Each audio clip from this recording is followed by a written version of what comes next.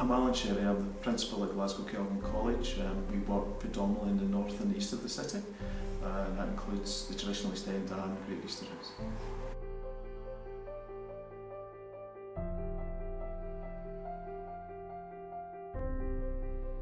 In the first instance, that collaboration was around what support could we offer to mentors in terms of giving them information about what colleges do, because lots of mentors don't know what colleges do, but also information about what the college was doing with the young people whom they were mentoring.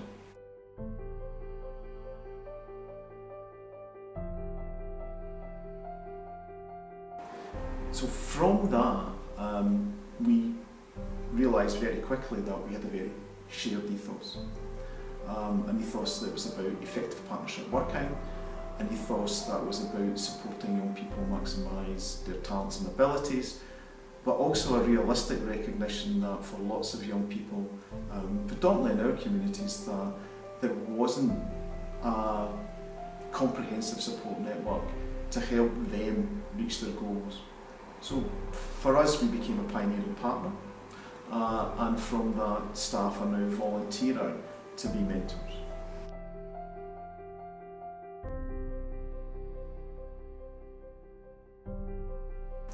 We're glad that staff want to volunteer to be mentors, and our staff know what's required of working with young people and have an extensive skill set, so that's good from them. They get a lot from it too, because they get that sense of working with young people, and not as a teacher or as a support member of staff within the context of the college, but as an individual, and they can create a different type of relationship but rely on the skills and talents they have as members of staff at the college. So for us that's important. And do you know, we all have a role to play here, and it would be difficult not to say yes to that.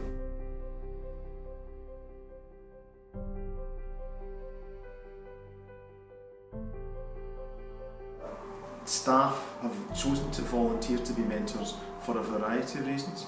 For some, it's about their professional background and where they came from before they became teachers. And for others, it's because they've worked in our kind of environment for a considerable length of time and they feel that they've developed skills. Yes, clearly we've got to make a decision about the resources available to the college, and clearly what the college has said is we will give you the time to act as a mentor. So there's a cost to the college and the resource. There's a cost in terms of whether it's a support staff member and being away from the college to do their work, or whether it's a teaching staff member. As a college, we've decided that cost is outweighed by the benefits that our staff get from the process, from being mentors, but the benefits the college get from contributing to this wider corporate social responsibility.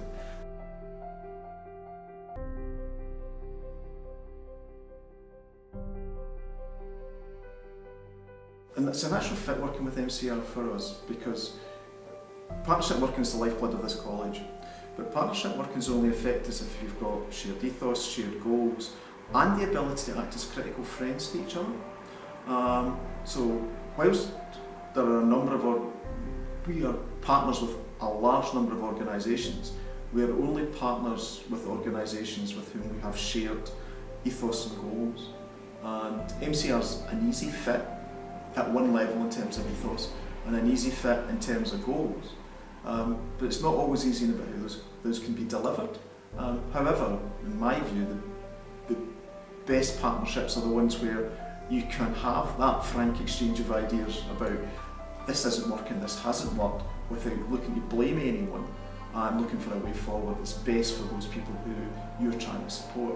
And MCR is easy to work in that way.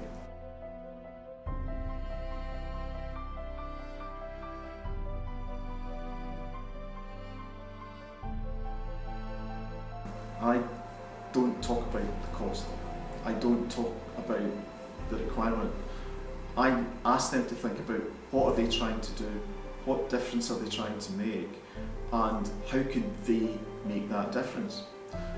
And you come down to the point is, do you want simply to put money into something in terms of a capital grant or a cash donation, or would you rather give up your time or your staff's time and to work with a small group of young people, maybe even only one young person, and make a fundamental difference in one person's life.